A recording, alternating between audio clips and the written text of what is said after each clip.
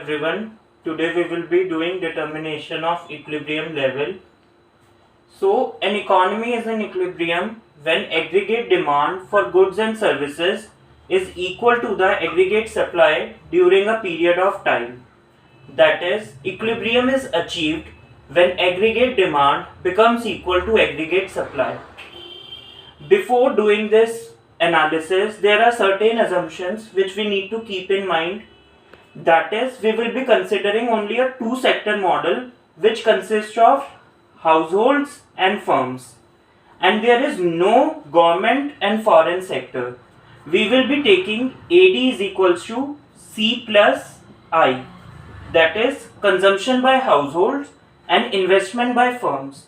And we are not taking into account the government or net export, which is foreign sector. Second, the price level is assumed to be constant in this analysis. And the analysis which we'll be doing will be in the short run. That is, it will be dealing in short run. Now, there are two approaches for determining the equilibrium level. The first approach is ADAS approach. That is aggregate demand, aggregate supply approach. Second one is the saving investment approach. First, we will be discussing the ADAS approach. Now, to discuss ADAS approach, we need to know about two things. What is AD and what is AS?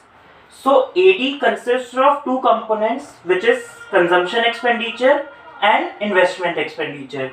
This consumption expenditure is done by the households and this investment expenditure is done by the firms. Now, consumption varies directly with the level of income. And it is usually the case. As the income of the individuals increases, their consumption expenditure also increases. Investment expenditure is assumed to be autonomous. That is, it is independent of the level of income. Now to talk about AS, it is the total output of goods and services. It is usually depicted by a 45-degree line. AS is nothing but equal to the national income. Now, since income received is either consumed or saved, the income which we received, we either consume it or we save it. So, AS is C plus S. And we have discussed that AS is nothing but the income, that is Y. So, to depict this AS graphically, we can see on horizontal axis we have taken income and on the vertical axis, on the Y axis, we have taken AS. And since this AS is a 45-degree line, this is the line and it is C plus S. That is, at these two are equal. That is why it is a 45-degree line. Now, to depict this equilibrium graphically, let us first look at the aggregate demand. So, aggregate demand was consisting of two components, that is C plus I. So, this is a horizontal straight line parallel to x-axis and this is nothing but investment. And investment, as we have discussed previously, that investment is autonomous and it is independent of level of income. However, this C consumption component is upward sloping, which is indicating that consumption rises with increase in income. Now, AD consists of both C and I. So we need to add this C and I to get the AD curve.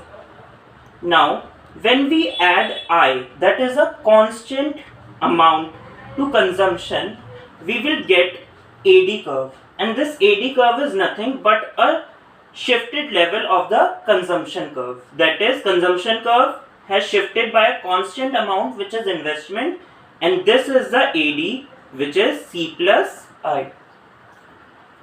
To talk about the ADS approach graphically, this is the diagram.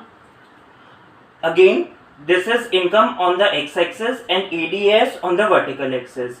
This 45-degree line is the AS line, which is C plus S, and this upward sloping line is the AD curve, that is the aggregate demand, which consists of C plus I.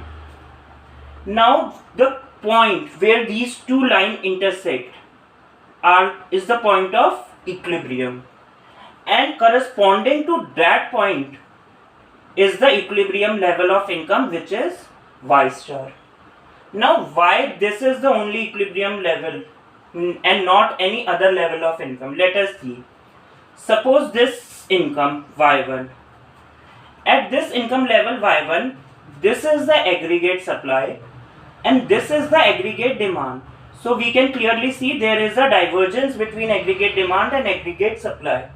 That is C plus I, which is AD, is greater than C plus S, which is AS. Now let us take some another level of income like this Y2. At Y2, this is AD and this is the AS. We can clearly see that AS is lying above the AD curve. So at this level of income, AS is greater than AD. So this is the point of equilibrium where both curves are intersecting each other. Now, as we have seen graphically, let us see theoretically what happens if AS is greater than AD. This is the first case. When AS is greater than AD, this means that the flow of goods and services is exceeding the demand. That is, demand is not as much the supply is. So, as a result, some of the goods remain unsold because there is less demand in comparison to supply. Now to clear this unsold stock, the producers will cut down production. They will cut down their production because supply is in excess of demand. AS will decrease to a level and will become equal to AD. This is how AS adapts itself to the aggregate demand, and ultimately both aggregate demand and aggregate supply will become equal to each other. Now we will discuss the case when AD is greater than AS. When AD is greater than AS, this means that the flow of goods and services in the economy is less than their demand. Demand is more in comparison to supply. As a result, existing stock of producer will be sold out since there is an excess demand. To maintain the desired stock, producer will opt or will plan to produce more, so they will opt for more production. As a result of more production, aggregate supply would increase and become equal to aggregate demand. So ultimately equilibrium will be reached in both the cases when AS becomes equal to AD. This was the AS-AD approach of determining the equilibrium level of income. The second approach is the saving investment approach.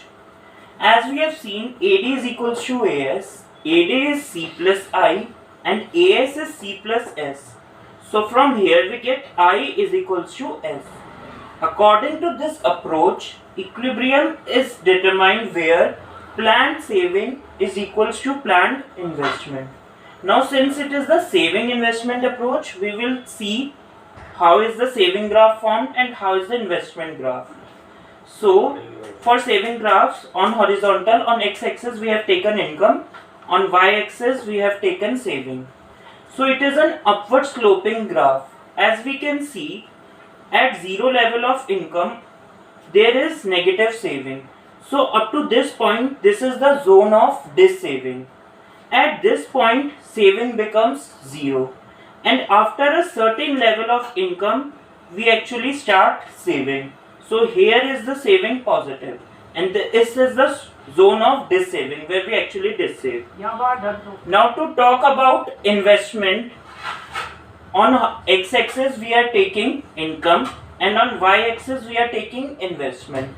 Since we have discussed investment is autonomous, so it is a horizontal straight line parallel to x-axis. Now combining both, when we draw both saving and investment in one graph, this is the saving graph and this is the investment graph.